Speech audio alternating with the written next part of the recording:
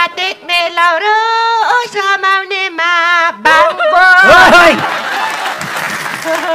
उकालीमा टेक्ने लौरो समाउनेमा बाङ्गो कसले हेर्ने भोको तिर्खा कसले हेर्ने नाङ्गो नमस्कार सबैलाई हजुर आज त पुरै रुक्सा सुक्सा बोकेर झोला बोकेर कता हिमाल चढ्नु हिँडेको हो र कहाँ छ हिमाल हिमाल यता तराईतिर छ कि त्यसो भए म हिमाल चढ्दिनँ हिमाल झर्छु कहाँबाट आउने नि पूर्वदेखि यसो आएको नि हौ हो र बिरक लट्ठी सठी लिएर आज है आज त एकदम सावधान हुनुपर्ने हो ठुठु नसम्हालेर बोल्ने फेरि यही लट्ठीको फेरि काम अब चस्माले कस्तो देखेको छ आमा कुरा नगरौ एकदम उतापट्टि हेर्नु नि को हुनुहुन्छ ए लु चस्माले गर्दा देखिन छु नमस्कार है अच्छा आमा छोरी को आउँछ भने सुन्या थिएँ कुन चाहिँ छोरी कुन चाहिँ आमा ल पत्ता लाउनु त आमा छोरी अनि बिदाको चाहिँ को नि बाउ त गाह्रो छैन नि पत्ता लाउनु बाउ त म परेदेखि सर्लक्कै चिनिहाल्छु मेरो झोला हेम्बे ए भगवान् सबै कुरो मैले राखिदिनु पर्ने अनि के छ हजुरहरूको खबर ठिक छ हजुर चस्मा खोल्नु न चस्मा मलाई एउटा कमेन्टमा फुल्दीको आमा जस्तै देख्दो रहेछ परानाको सँग भने चाहिँ के हेर्नु मन लाग्यो हजुरलाई त्यही हो र चस्मा खोलौँ त प्लिज यो चस्माले पनि खासै बाटो पनि खासै राम्रो देखिँदैन क्या बिचमा आउँछु चस्माले गर्दा खाली जम्मै बाटो देख्दो रहेछु गाडीहरू घरि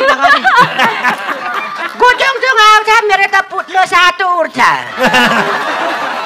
के हो पुत्लो सातो पुत्लो सातो पुत्लोले पुत्लो सातो उड्छ भनेर के बुझ्छ बोल्दिनी तै पनि अर्थ त लागेको छ नि उल्टो लिपस्टिक लगाएछ लिपस्टिक लाग्ने नै लिपस्टिक अरू लाग्नु त के थाहा लगाएको छ लिपस्टिक अनि छोरी चाहिँ यति ए अघि त चस्माले गर्दा पो काली काली देखिएको रहेछ अनि खै ब्लाउज मात्रै लगाएको छ साडी खोइ साडी किन लाउनु माथि ब्लाउज लगाएपछि साडी लाउनु पर्दैन अब अहिलेको फेसन भने कहाँ के लाउनु पर्छ भने लाउनेलाई थाहा साडी त मम्मीले लगाइसक्नु भयो अघिदेखि त्यस्तै लागेको छ तर नमिलेर हतारमा कैँची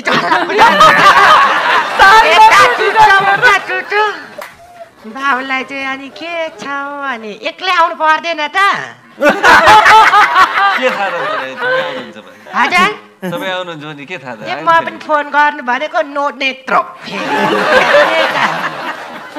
एक्सक्युज मी मेरो झोला किल्चिन्छ के पूर्वबाट आएको नि म पनि घुम्दै काठमाडौँको हावापानी के कस्तो छ भनेर बुझ्न लिएर आउनु भएको छ हजुर के बोकेर ल्याउनु भएको छ कसैले चाहियो तपाईँलाई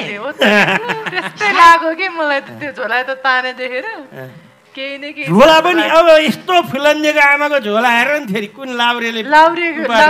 लाउरे छोरा छोरी यो मेरो भुपो एक्स बोय फ्रेन्डको झोला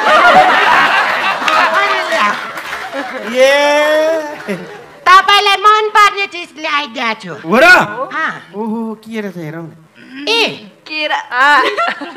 ल केरा र स्याउ केरा कतिसित देखेको प्लास्टिकभित्र पनि देखाउनै नपाई ट्यालेन्ट रहेछ छोरी केरा हो तर केरा पनि के गर्मीले पिल्सेर पिलित्तै भन्छ लोकल केरा रहेछ नि त त्यही पनि मालभोग हजुर लोकल केरा रहेछ नि त मालभोग गाउँको अर्ग्यानिक खाऊ नखाऊ एक एउटा अर्ग्यानिक केरा छोरी लु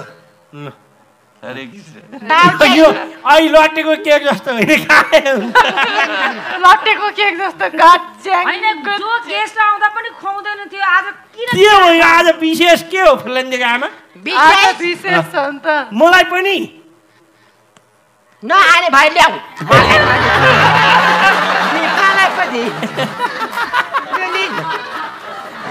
थ्याङ्क यू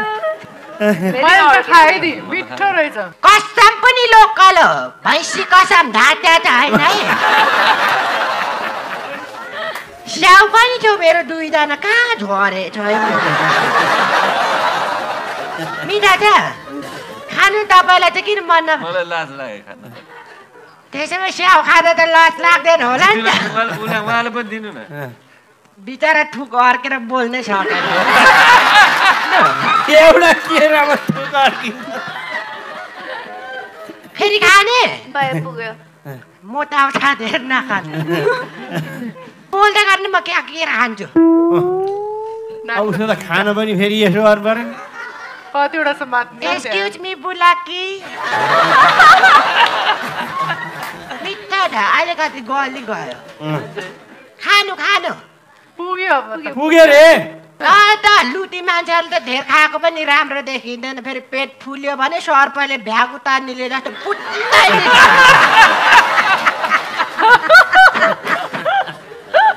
खानु खानु केही हुन्न कहाँ मोटाइन्छ खानु त्यसपछि डानास गर्नु पर्यो क्या पहिलाको गीत तर त्यो पहिलादेखि फिल्म चाहिँ हेर्दै आएको त्यो निर्देशक नजान्ने हो कि म उस्तो हो अर्कालाई दोष लाउनु आज 12 हाते पतुकी बनेछ के फेल्लेले लाएर नाच्यो न पतुका निर्देशक नजान्ने कि मै चाहिँ उस्तो छुट्टी हो भन्दै गयो फेरि है सरी अनि यो 12 हाते पटुकीमा नाच्यौँ आज नाच्ने हो हेर्नु न टम तयार लुङ्गी नखुस्कोस् भनेर टुइक पत्का पनि ल गीत बजाउनु त केराको बोक्रा सम्हालेर राख्नु नि फेरि यो केराको बोक्रामा चिप्ल्यो भने त मेरो त यस्तो दागै छ हुन्छ आधी मात्रै आएको राम्रो सरल केरालाई भातेर त कस्तो नराम्रो बनाइदियो गीत बजाइदियो न आज 12 हात पत्किन सबैलाई नचाउनु पर्ने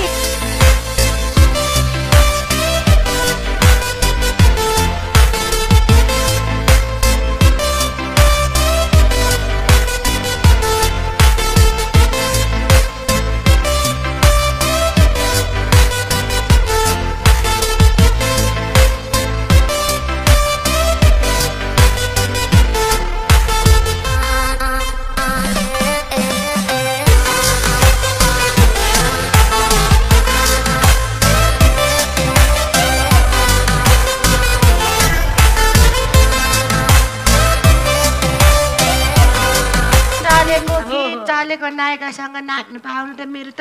भाग्यको कुरा हो नि त नि यता इफ यु डोन्ट माइन्ड म बस्न चाहन्छु यता प्लिज किन हजुर त हजुर सँगै राखिहाल्छु नि म पनि 3 थापा भएको बेला म 4 थापा हुन्छ म जोडेर हुन्छ अब आज त के अब उता भिनाजु कोही दाइ बहिनी बनाएर उठौँ अब तपाईँ फेरि यता 4 हुनु भन्ने के हो यता के गर्नु संजोगले जुराको अब माग गर्नुहुन्न भने त उहाँले अब मलाई सोध्नु पर्यो गर्नुहुन्न तपाईँ जेठी कि म जेठी त्यसो भए जेठी त मै हुने भयो नि तिमी पछि आएपछि त मै जेठी हुने भयो नि म ऊ बेलाको हाम्रो सङ्गत थियो भने त मै जेठी भयो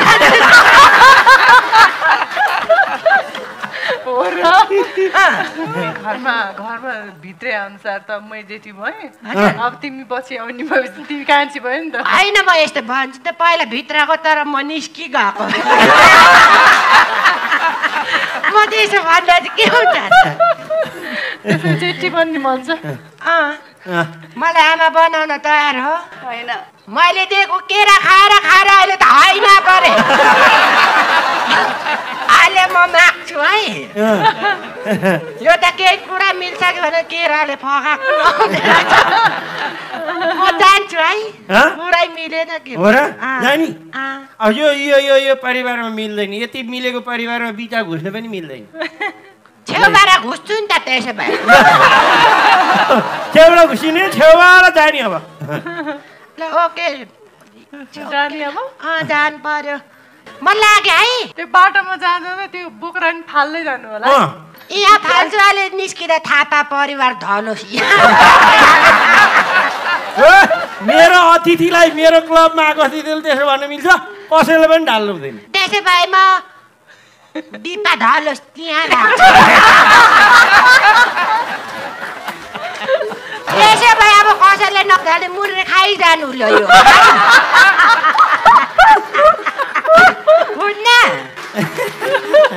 I'm going है this oh my god very गर्मी भेरी भेरी गर्मी यतातिर सर्नी बाई बाई ल हुन्छ कान्छी लु भाइ त्यो के गर्यो गाउँको मान्छे पैसा जान्दैनौँ न झन्डै जेठी र कान्छी बन्यो के गर्ने भयो त्यही भएर धपाएको